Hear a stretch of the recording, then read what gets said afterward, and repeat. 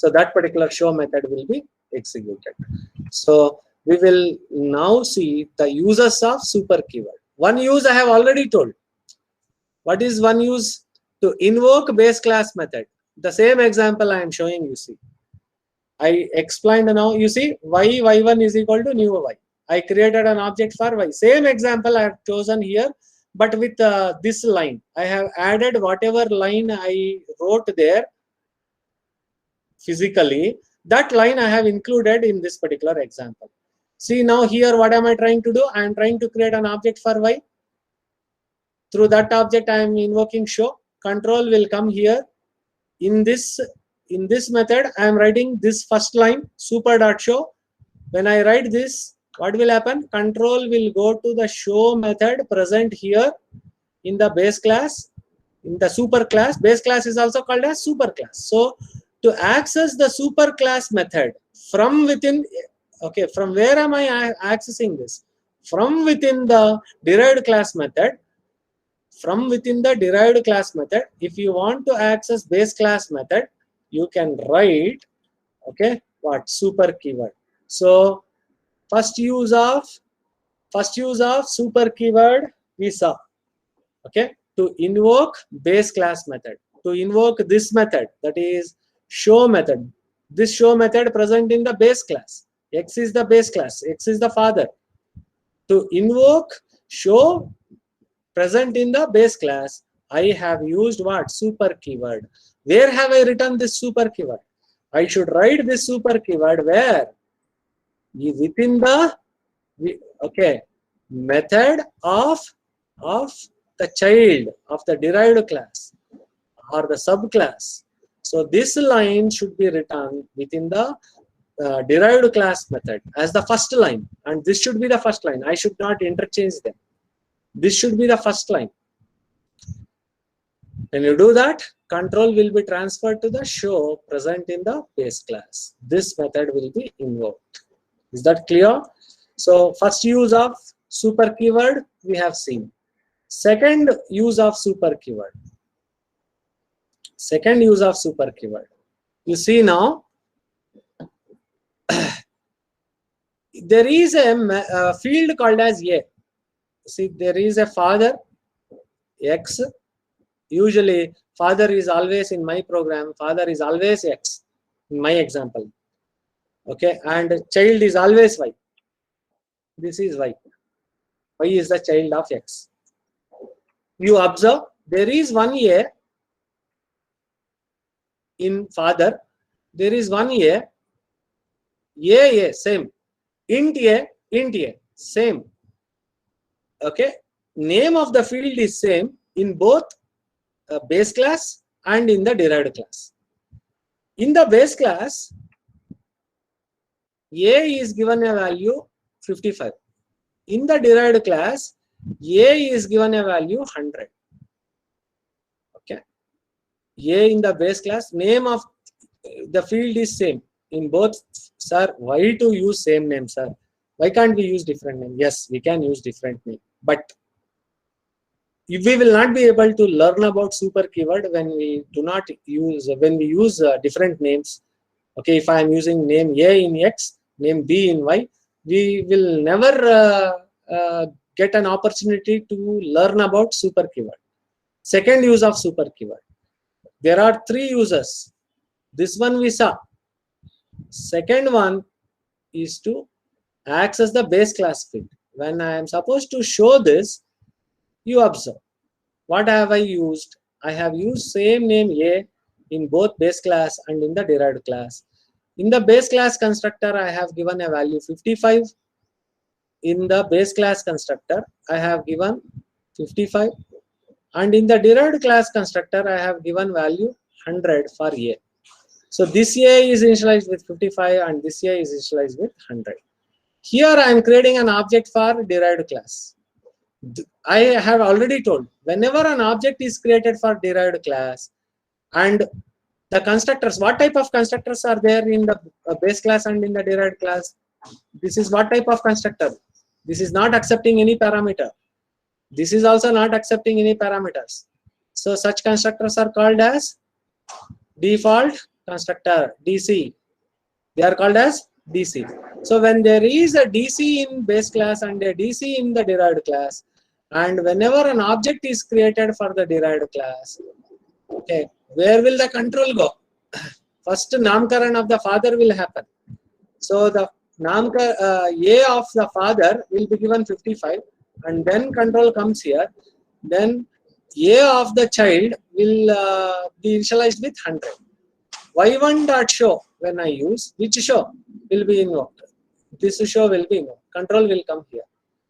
You see here, if you are writing simply A, if you are printing simply A, it will access this way, A, 100. If you want this A to get accessed, you see, what is it that I have written? I have written super.A. I have written what? Super.A. If you simply write A, A value of Y, that is 100, will be accessed. Instead, what have I used? Super.A I have used. Means what? A present in the super class. What is the A value present in the super class? A value present in the super class is 55. That 55 will be accessed when I am using this particular statement. When I simply use A, it will access this. When I am using super.A, it will access this particular value. This is the second use of super keyword. Third use of super keyword. Okay. Third use of super keyword. To invoke base class constructor. You see now. Okay. You see this particular example. Now there is a parameterized constructor. Until now, I was using default constructor. You see, now I am using parameterized constructor. Okay, one parameterized constructor in X, one parameterized constructor in Y. Okay, observe, there is a field called A in X. There are two fields called B and C in Y. So totally there are three fields, two here and one here. To initialize this one field, I am using this parameterized constructor. It has to initialize only this field, so it is accepting only one parameter, and it is initializing that with that particular variable. Here, how many fields are there? Two fields are there. To initialize these two fields, how many it should accept? Two it should have accepted, but it is accepting how many? Three. Remember, I have designed it that way. Actually, there are two fields here. It would have been sufficient if this had taken only two parameters, but it is made to accept three parameters. Okay, two for itself and one for the father. Okay, so totally we are calculating this one also. Two here and one needed for this particular constructor. So totally we are making Y to accept three values. You observe this. First point what you need to observe is, this is not a default constructor. This is a parameterized constructor. This is also a parameterized constructor. When there is a parameterized constructor, and when I am creating an object for the derived class, what will happen? Control comes to the derived class constructor only. It will not try to do the namkaran of father. It will try to do the namkaran of son. Is it proper to do the namkaran of son before father? No. That's why we are writing, you observe, how are we writing this super statement? Super, there is no dot. Until now in the two examples that I showed you, I was using dot symbol. Whereas now I am not using dot symbol. Directly super square brackets, brackets, parenthesis symbol I have used. And when I use this, it will come to the super class constructor, it will come. But It is prepared to receive one integer value.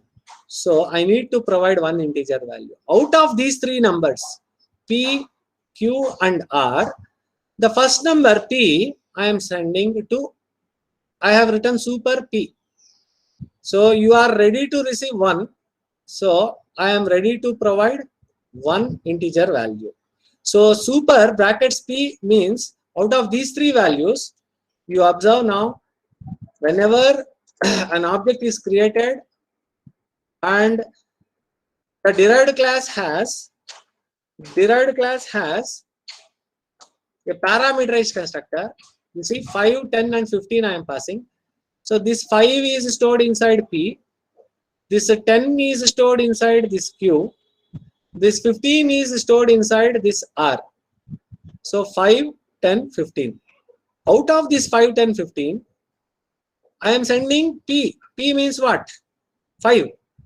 To super P, if I write, before it does the namkaran of the child, it will move here, and this 5 it will copy inside A, and it will initialize this particular A value.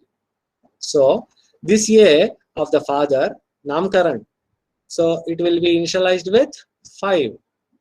It will be initialized with 5. Later on, control comes back here and it does the namkaran of, okay, B is equal to Q, C is equal to R. That means B is initialized with 10 and C is initialized with 15. So that is the third use of super keyword. I hope you have understood.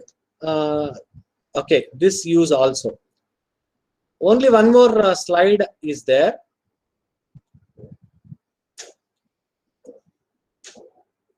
Actually, still so many slides are there. Let me just tell you about this final keyword and finally stop the class. Okay, I will conclude my class. I had planned to cover so many things, but unfortunately, I'm unable to cover all of those things. Okay, you have three uses of final keyword. See, there are three things that you find. You have a class. See, in Java, you can find three things. You have class, you have field, and you have method. These are the three places. You can use final keyword in front of the class, you can use, in front of the field you can use, and in front of a method you can use. So they are the three uses of final keyword. So final keyword can be used in front of a class, or in front of a field, or in front of a method you can use. So first use of final keyword I am trying to show. When you are using final keyword in front of a method, this is method. When I am using final keyword in front of a method, you see in Y I am trying to use this void show. Signature same, everything same. Name of the method show, return type show, return type is void, return type is void here also. This is not accepting any parameters. This is also not accepting any parameters. Okay, both of these show methods are not accepting any parameters. Entire signature is same. Show is same. What is this concept called? Just now in the few slides before I explained this concept. When you are using, my father has grand item, I also have grand item with me. This concept is called as method overriding, MOR, method overriding. So if suppose you are using same signature, it is called as method overriding. But when you are making final, the method in the base class, when you declare it as final, it stops. This is not allowed. It results an error. It returns an error. It results in an error. So it stops overriding. If you are using final keyword in front of a method in the base class, this is method. In front of method, if you are using final keyword in the base class, this is base class. X is a base class. X is the father. When you are using final keyword in front of a method in the base class, it stops what? It prevents method overriding, is not allowed. So that results in an error. So first use of final keyword we saw. Second use of final keyword is I will be using final keyword in front of a field. Third use of final keyword, I will be using final keyword in front of class. That's it. So second use of final keyword, let us check. Second use of final keyword is, you see, in front of field, if I am writing int a, I have written final here. And if you are writing some value at the RHS, int a should not stop. You have to write equal to 50. Then it makes a, this a is considered as a constant. This a becomes constant. So when you are using final keyword in front of a field, okay, it makes this a constant. So that is the effect, second effect. That is the second use of, it makes a constant. That means you cannot change that value later on in the program. To declare a constant, what is that you can use? You can use final keyword in front of a field name. Second use of final keyword I taught you. Now, moving on to the third use of final keyword. This is very nice. You see, now when I am writing final keyword in front of the class, okay, it is like performing operation. After operation, can you get children? This is getting children. I have performed operation on X, and can X have a child? Can X have a child? Y is the child. Can X have child? No. This is child. Operation is performed. Trying to derive a child. This is not possible. It stops, it prevents inheritance. It prevents what? Inheritance. So please don't write this example. It is like performing operation. You should not write these examples. Just to make you understand the concept, okay, I use these kinds of examples. So it stops inheritance.